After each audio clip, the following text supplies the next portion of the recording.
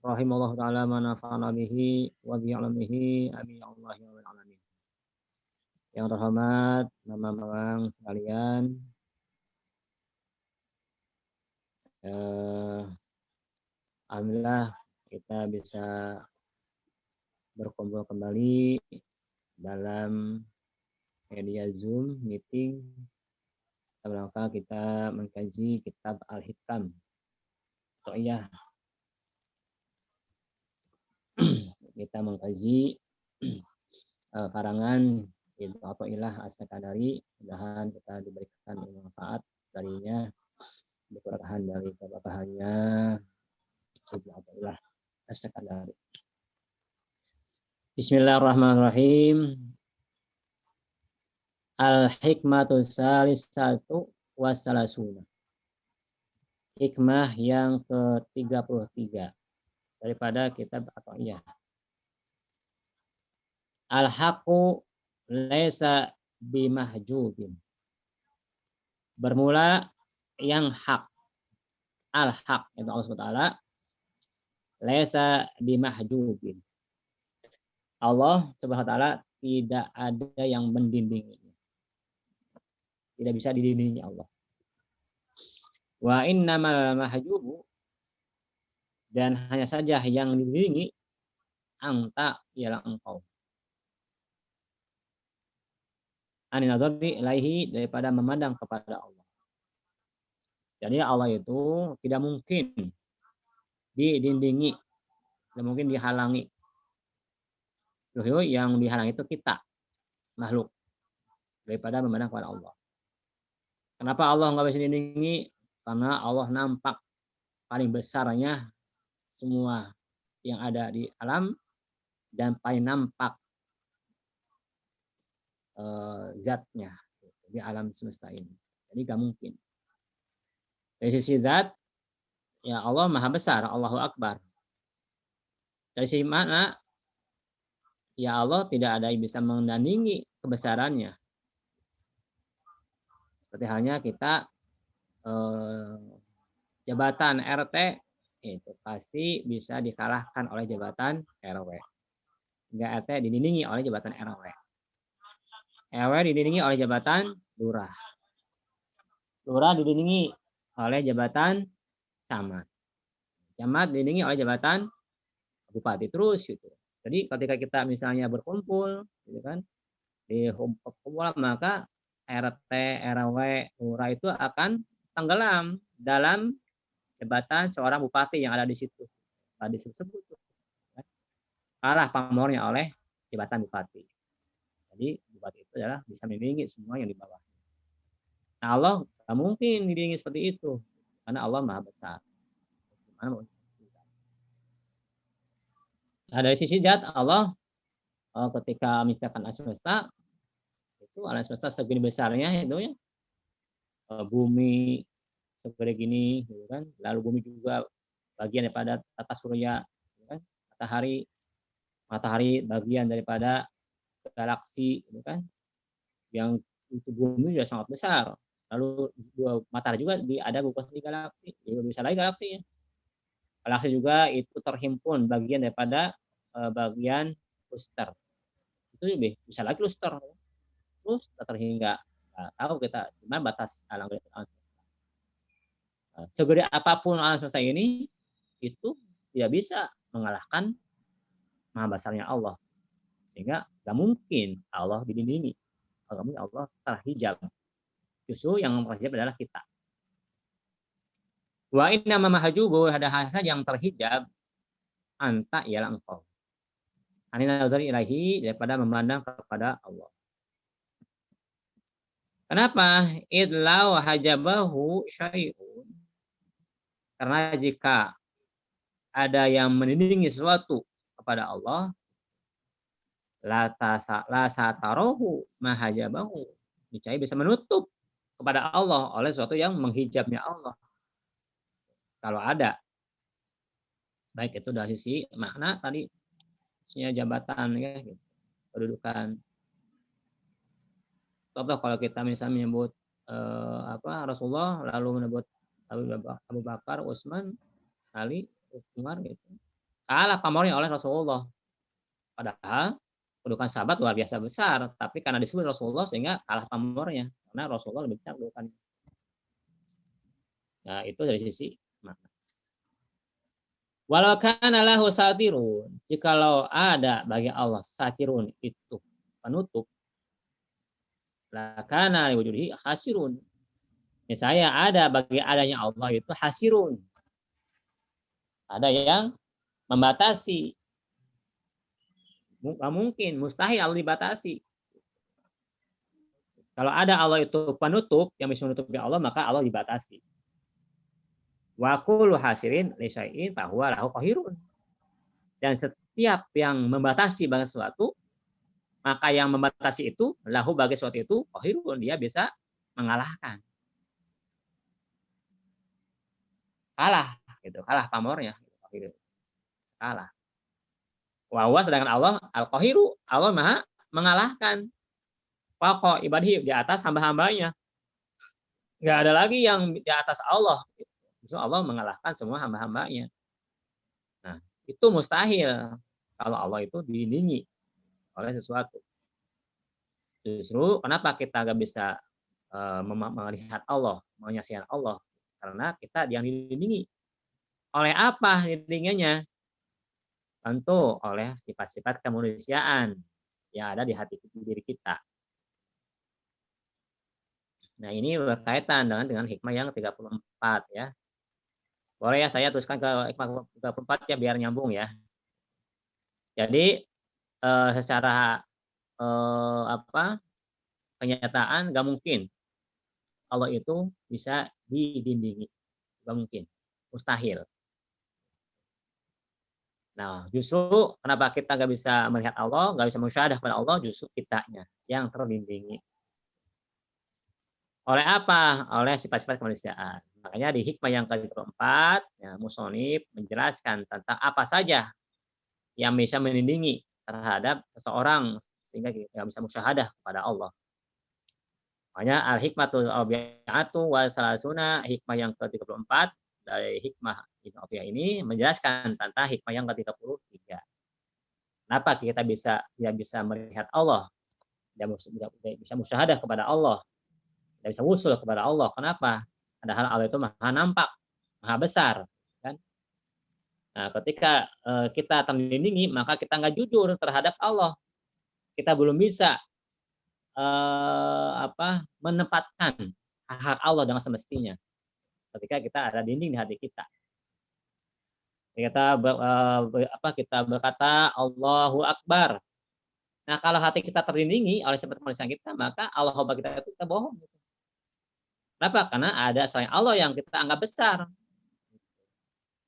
Contohnya kalau kita misalnya ada urusan yang di situ adalah perintah Allah, lalu ada urusan kita, karena kita lebih mengutamakan pernyataan kita daripada Allah. Nah, itu ciri bahwa kita nggak jujur dengan pernyataan kita Allahu Akbar. Atau apalagi orang yang bertekad bahwa Allah itu seperti makhluk misalnya ya, kaum mujassimah gitu kan, itu lebih parah lagi itu. Yang menganggap bertekad bahwa Allah seperti makhluk. Allah ada di langit, ada di tempat. Jelas ini merendahkan derajat Allah. Jelas dia tidak mengatakan Allah sudah bagaimana mestinya. Hak Allah dinaikkan oleh dia. Nah, itu hikmah yang ke-33. Nah, kemudian masuk ke hikmah yang ke-34, menjelaskan tentang apa saja yang melindungi kita, menghalangi kita sehingga kita nggak usul kepada Allah. Sehingga kita tidak bisa musyahadah kepada Allah. Maka al-musannif menjelaskan tentang hal-hal yang bisa melindungi manusia itu dengan hikmah yang ke-34. Ukhruj min awsafi basyariyatika. Keluarkanlah daripada sifat-sifat kemanusiaan engkau. An kulli wasfin, dari setiap sifat munaqidin yang bertentangan li'ubudatika dengan kehambaan engkau. Nah, keluarkan sifat-sifat yang bertentangan dengan kehambaan kita. Sifat manusia kita yang bisa menghambat atau menyalahi daripada sifat-sifat kehambaan kita di hadapan Allah. Litakunal haqqo, akan jadi engkau litakuna, ya, ada jadi engkau linida'il haqqi, kepada seruan Allah, mujiban, itu bisa menunaikan. Wa min hadratihi, dan daripada kehadiran Allah, qoriban, itu bisa dekat. Nah, maka untuk bisa kita itu terhindar dari hijab musyahadah kepada Allah, maka keluarkan sifat-sifat basyariah kita, sifat-sifat kemanusiaan kita yang ada di diri kita. Sifat apa? Sifat-sifat yang bisa menyalahi, bertentangan dengan kehambaan kita di hadapan Allah. Nah, itu yang harus kita perhatikan. Jadi ternyata yang bisa mendidik kita daripada musyahadah kepada Allah adalah sifat-sifat kemanusiaan kita yang bertentangan dengan ubudiyah kita, dengan status kehambaan kita di hadapan Allah. Nah, apa saja sifat-sifat kemanusiaan yang ada di diri kita yang harus kita hilangkan di diri kita, keluarkan dari diri kita, yang kita adalah bisa bertentangan, bisa menyalahi tentang status kehambaan kita di hadapan Allah. Satu adalah sifat bahamiyah. Pernah dibahas sebelum ini ya oleh Yai Aib, juga pada hikmah sebelumnya. Sifat bahamiyah ya, sifat kebinatangan yang orientasinya hanya untuk bisa meluluskan syahwat perut, syahwat farji saja. Itu sifat kebinatangan. Itu aja yang menjadi pikiran seseorang, hanya bagaimana menyalurkan syahwat perut dan syahwat farji, sehingga dia itu berusaha menyalurkannya, kan? Maka terkadang tidak memandang hal haram, yang penting keinginan perutnya dipenuhi, gitu kan, dan keinginan farjinya dipenuhi. Itu orang yang terlalu mementingkan sifat bahamiyahnya. Nah, ini berbahaya kalau tidak kita arahkan, tidak kita kendalikan. Makanya boleh saja, karena namanya perut farji juga ada kebutuhan. Boleh kita meluluskan kebutuhan itu. Kalau kita lapar, perlu diisi makan. Kalau kita haus, perlu diisi minum. Kalau kita punya hajat, syahwat farji, ya harus ditunaikan syahwatnya kepada yang halal, kepada istri-istri kita. Karena itu adalah alamiah, manusiawi, ya, kebutuhan biologis kita. Nah, tentu kita harus sesuai dengan syariat Allah, ya. Makan yang halal, yang thayyib. Terus juga sama farji juga disalurkan kepada yang halal, yang berkah. Sehingga sifat bahamiyah ini tidak melantur kemana-mana. Kita kendalikan. Nah, keluarkan tuh sifat bahamiyah. Kita makan seperlunya aja yang dibutuhkan untuk tegaknya badan kita untuk ibadah. Sama farji juga begitu juga, untuk melampiaskan jangan sampai kita tergoda oleh godaan setan. Sehingga kita tenang hati kita. Nah, itu satu sifat bahamiyah. Kedua, sifat sabu'iyah. Sifat binatang buas.